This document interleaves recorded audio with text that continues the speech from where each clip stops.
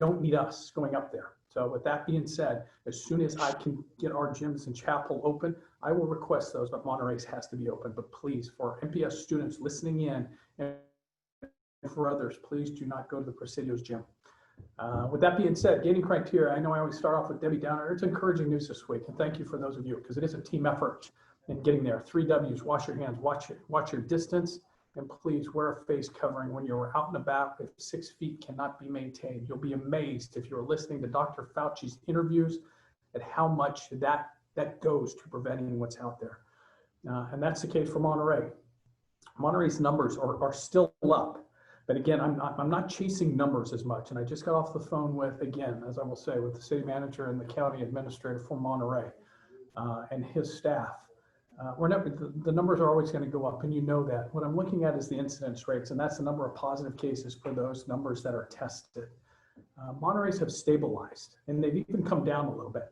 And somebody will say, well, in 2 weeks, we're going to be able to come down. Well, if you come down from 180 to 179 to 178, yeah, it's coming down, but it's not to where we need to be, and that's in the low 20s for us to pop green. That being said, my gating criteria, my reason for decoupling is not predicated on our numbers being low. It's based on me being able to provide a service that is offered out in town, but me being able to provide it safer here, in my opinion. That's not to say out in town is a dirty place. No, they are doing the best they can, but I know with my oversight and Kyle's fantastic staff, I know the requirements that I set for both the barbershop, the golf, Starbucks. If you've been in there, thank you for frequenting those places, as well as those that I have already set aside for the chapel and the gym to be open. Monterey's numbers are still high. The driver for that is still South County and the agricultural area, but even that's misleading, because we knew those would be high just based off the majority of the populace in those areas and the communal working environment they're in. The bigger concern is the inherent community transmission that we're seeing on the peninsula and in Big Sur. That means we're giving it to each other. That means people are visiting here or whatever, congregating in big spaces and not abiding by these. So that's the background. They're not at levels to be alarming, but anything that's higher than it was a month ago due to something that was unforeseen, which is a community transmission, is not positive. So what I'm saying is, when you guys please continue to walk the beaches, nothing's closed off, so I don't have any information for that from Monterey. But if you're in and around the wharf and it's crowded, please, in addition to these, and the wharf is crowded, stay away, because it means we just have a lot of visitors that are here. And they are doing the right thing, but it just comes to a lot of people in one place at one time. Stay away from those areas, and as well as Cannery Row, if they're crowded. If they aren't, wear a mask. If you're running down there biking, you know, if nobody's around, yeah, drop it. If somebody's coming up, make sure you pop it up, just like I know you guys are doing on the walking paths, biking paths, hiking paths, wherever you are, as you get out and enjoy what is summer in Monterey, which is, welcome to August and September. Summer's finally arrived. The good weather's out, as you can see the sun reflecting off through my window right now. So thank you for doing those, but I wanted to give you some background. Gating criteria, it's a positive sign, because our numbers have stabilized, have not come down, and that's the incidence rate, but they've still stabilized high. So we still have to see them not just trending down, but trending down favorably. So I won't belabor that point, but I will thank you and everybody who's out there.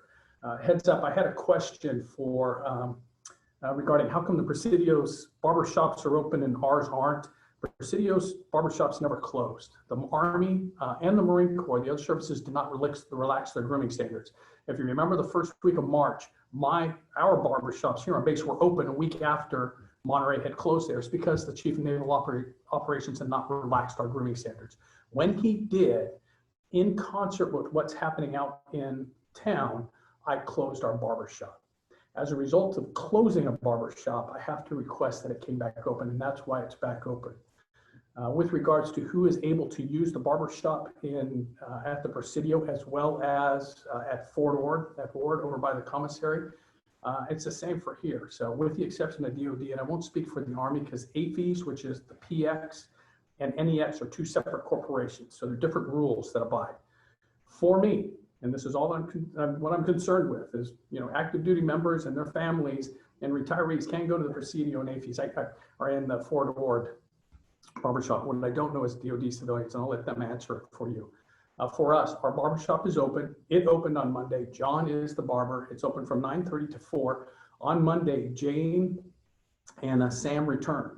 Our barbershop is open for active duty and their families only right now. Starting Friday of next week, depending on throughput, what I may do is segregate some hours separately for retirees. And what's saying is I could provide it safely. Active duty would not be coming in at those hours. It would just be a reserved time for retirees that they want to come in. So we're not mixing with active duty and the retirees, keeping it safe for both groups. So talking with Chris Horner as a way to get to yes. One, active duty and their families is my main concern, but if I can provide a service, much like I've done at the golf course, for retirees in a safe manner, I'm going to open up the barbershop for them. Everything else remains the same, and Kyle's going to go into that right now. With our gyms and our chapel, I walk through both facilities with our FAOs, and that's our public health emergency officers from Lemoore, which is my medical center, which is the medical center that actually looks over us in addition to Presidio. What Kyle and his staff and Henry Chu and their staff have done with our gym is fascinating.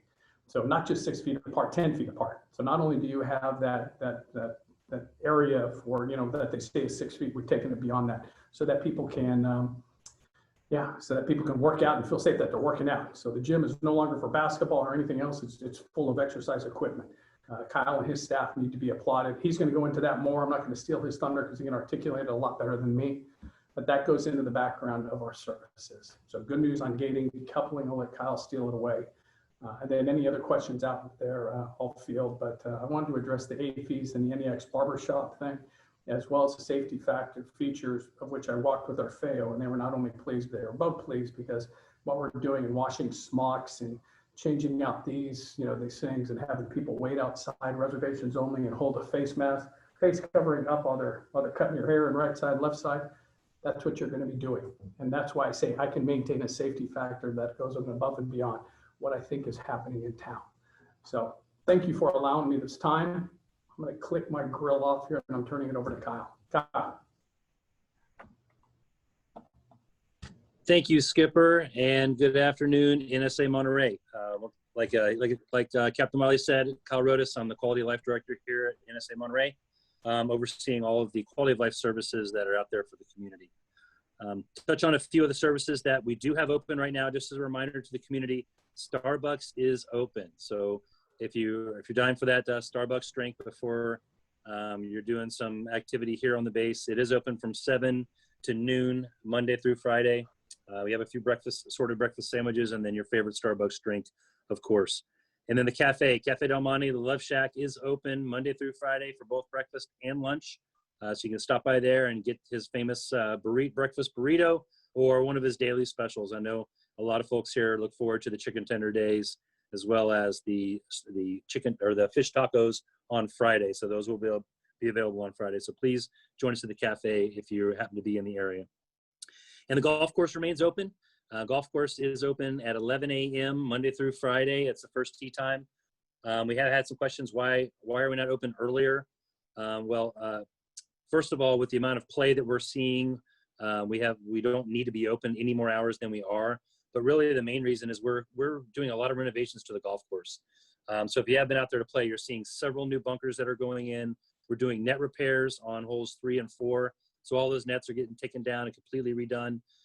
So the ability to have that work start really early in the morning and work through the early morning, it really helps us get a lot of work done without players coming through, and to be safe for the players as well. And then on weekends, our first tee time is at 9 a.m. So you can get out there a little earlier on the weekends. And again, who can come to the golf course? Active duty, their dependents, DoD civilians, their dependents, as well as the retirees and their family members. So if you're falling in any of those groups, you are absolutely eligible to use the Monterey Pines right now. We are not open to guests and the general public at this time. I can't give you a date of when that's going to happen.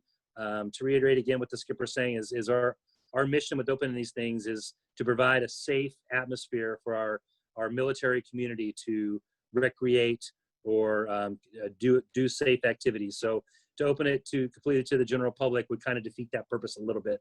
I know we got a lot of people in general public out there dying to come back and play the Pines, but right now Big Navy is really kind of frowning upon that. So we're kind of holding that line right now with our current group, and we'll keep you updated as things change.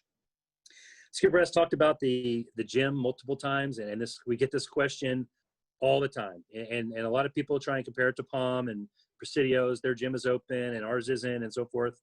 And the captain tried to explain it a little bit. I mean, essentially, the Presidio has a lot of young sailors and Army personnel that don't have anything else to do, so they have to provide something for those guys to do while they're stuck on the base. And the gym isn't truly open. What it is MWR is opening the doors, but the commands themselves are actually staffing the fitness center. They're the ones, they have a certain hours that are available to each command. That command is there, and they only let people in from that command to work out. So it's pretty strict, and that's what they have available to them now. The good news on our end is when we do get approval to open the gym, even though it'll be only active duty, we won't have those crazy restrictions in place. You'll be able to go work out at your leisure. With one exception, there will be an app that you have to register on when you want to go to the gym, and it'll be limited on spaces and times, first come, first serve. We will push that information out about the app once we get close to opening the fitness center. And the other question we get is when are you going to open the fitness center? What's the true gauge? So our true gauge is the state of California at this point. Once the state of California starts doing indoor gyms and then Monterey follows suit, we plan to jump right on that. So once you hear about the Monterey Sports Center or Monterey gives the approval to start opening indoor fitness again, we will immediately put that request up through the chain. And we've seen a quick turnaround. I wouldn't expect it to take us longer than a week to get approval to open the gym once you get to that point. Like Captain Wiley said, we've already been inspected by the public health emergency officers. This equipment is all spaced out. We have sanitation protocols in place. So it'll be great to get at least the active duty in there, utilizing both the main fitness center and the NOF zone as soon as we get approval. And then after that, it'll probably be a big Navy decision on expanding that beyond active duty, but we hope to do that as well. Want to touch on daycare a little bit. I think most people have the questions answered that they have out there, but I want to make sure that students that are out there that have a class where you are required to report to base for that class, even if you didn't have care registered with us before, if you have a spouse that's working a critical job, whether it be on base or out in town, and you are home alone with your child, providing the care that's expected of you, and then you are asked to come onto the installation for a lab or for a secret class in the skiff or so forth, you need to contact us, work it through your dean, your school dean. They will let you know the process. They will verify that you have to be on base for that class, and then they will work it with us, and we will make sure that you are taken care of. If any of you out there fall into that situation, make sure you don't hesitate to contact us, because we're obviously not going to try and keep you away from actually coming on and doing your mission here on the base for class. So if you fall into one of those categories, make sure you reach out and at least ask the questions, and we'll verify that you're eligible for care during your class. We have a question here from Kathy. Can you give an estimate of when massages will be available through the gym? So massages is not part of the initial opening plan once gyms do get the approval to open. That isn't part of the Navy approved reconstitution plan. I'm not sure how far down it would be before they actually let someone come in and physically touch each other in that close area. Because right now, when you go to the gym, when it does open, you're going to have a mask on at all times. You're going to have to maintain your 6 to 10 feet of distance from any other people working out. So I don't foresee massage coming back into play anytime soon for our gym, frankly. So sorry those out there that do love our massage service. I know it's a great service that we do provide under normal conditions, but I don't see massage coming back anytime soon. So those are the updates we have for the N9 quality of life type programs that are going on right now. If you have any questions that haven't been answered, please put them in the chat, and we will get to those questions as they come up. That's the only question I've seen so far, but we try and come here every week and give you guys the updates so you guys are aware of what's going on with the gating criteria, what's going on, how soon can we open up new services. So that's the spiel we've put out. I'm going to hand it back over to Captain Wiley and see if he has anything else to put out. Yeah, I didn't see if Pancho Barnes or Dean of Students Goody Goodmanson are up. I'll allow 5 seconds for them to chime in if there's anything else, if they happen to be up. Cool. With that said, nobody wants Kate to be around for massages more than me. So, oh my gosh. Yes, we can't wait for that, but yes, that will come in time.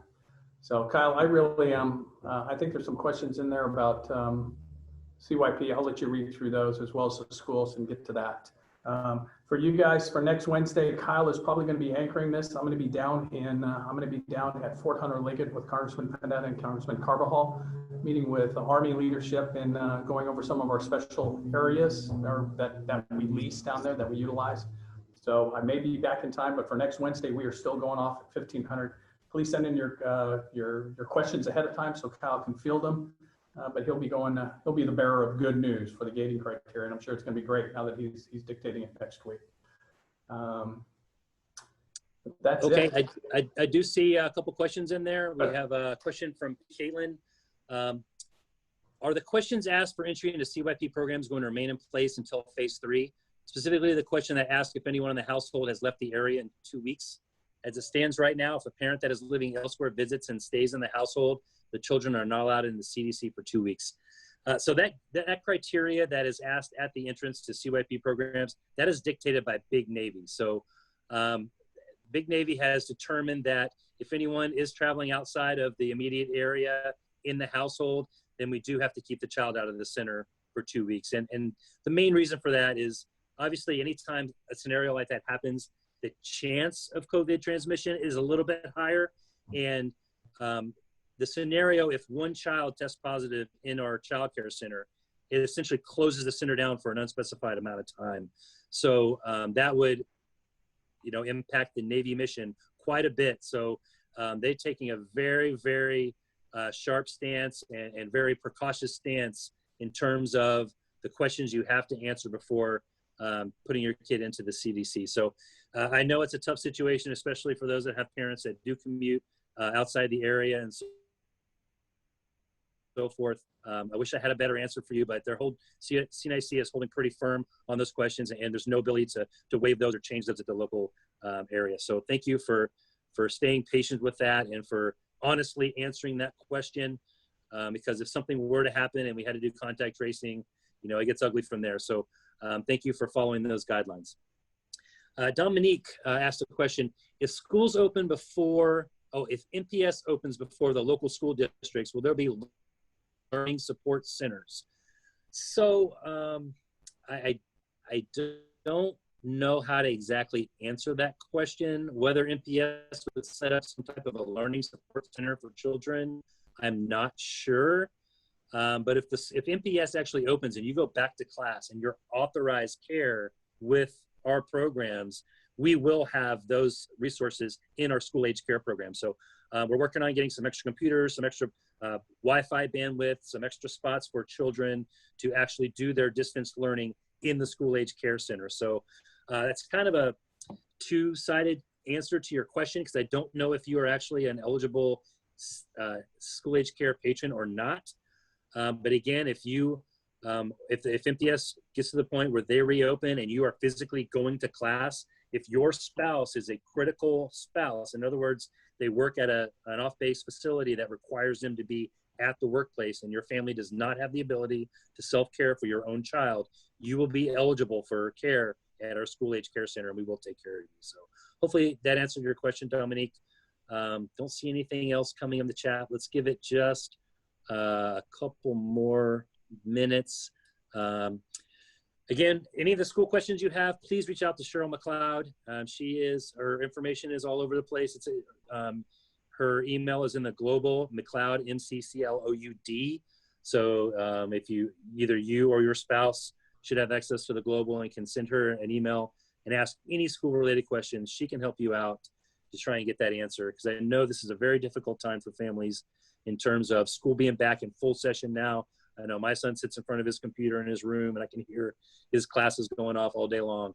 And I know it's not an optimal situation, but we definitely appreciate everybody in the community taking the time to do all the right things and keep everybody safe. So with that said, I don't see anything else. I'm going to hand it over to the skipper for some closing comments, and we'll see you next week. Beautiful. Kyle, thank you. Great information. Tina just sent up her email. tina.stillions@mps.edu. So if anybody has questions prior to next week, Dominique, if we didn't answer that sufficiently, shoot us an email. if that pertains, if your question pertains to MPS having a learning center and not specifically school age care, we'll roll in hot on Pancho Barnes and Goody Goodmanson, and we'll get you that answer. Additionally, those will be the first questions that we answer next week before we get into the rest of the chat. So any questions that are favored out there, we want to make sure we address them right off. So those of you guys who feed them to us ahead of time, we'll hit yours again right off the bat. So for all of you guys who are out there, again, thank you for joining us today for being a part of the solution, which is if you hear information out there, you hear questions going, don't let them linger. Please pass on the information we have. We pass it on to each one of your military deans. My updates that go out daily, I think is over 100 right now. So that information is out there. DINA students and the DDoS have been fantastic, as has Captain Barnes and the military deans, about passing it off. Additionally, it's, as I will say, focus on what we do have. So when we talk about Presidio's gym's not open for you and our gym's closed, but what we have done is make use of every grass and every space over here that people, if they want to come on and do workouts, Daniela has one of the best yoga classes, 15 to 1600 Monday or Wednesdays and Thursdays. She just got certified. You would think she's been doing it for 20 years. And Gump Rasmussen, who's a mini boss man, we stood together for 18 hours a day for 2 years. I never knew he was a CrossFit instructor. He is now. He'll put you through the pain, NSA, well, not you specifically, but gives you a template for what he does on that lower reflection pond. He does his from 16 to 1700 a week. I know John Crisfioli goes over to, with some of the special forces guys over on the rec field. Again, 10 or less at a time, socially distanced, providing outdoor recreation for them. That's the same thing that is happening at other bases that have been cleared for their gyms to open. Their gyms indoor have not been cleared to open. They've been cleared to open on the outside. We will not open ours on the outside until, in addition to what you hear going on right now, meaning pulling equipment out or whatever, that's not even an option for us until Monterey and those open up. So don't come back with trying to pull equipment out. But again, focus on what we do, is being able to bring kettlebells, bring your stuff, make sure you clean it up at the end of the day and take it back. But please reach out to us if you want to do any outdoor activity in the numbers that are allowed, which are 10 or less. And I'll be honest with you, I'm not counting. But you keep everybody socially distanced. It's amazing what you can get done workout wise, walking around the lake, fishing in the lake, going out and playing golf. I want you to come on base. So we look forward to you being on base. Tina, thank you for setting this up. Everybody, we look forward to seeing you next week. Fly Navy.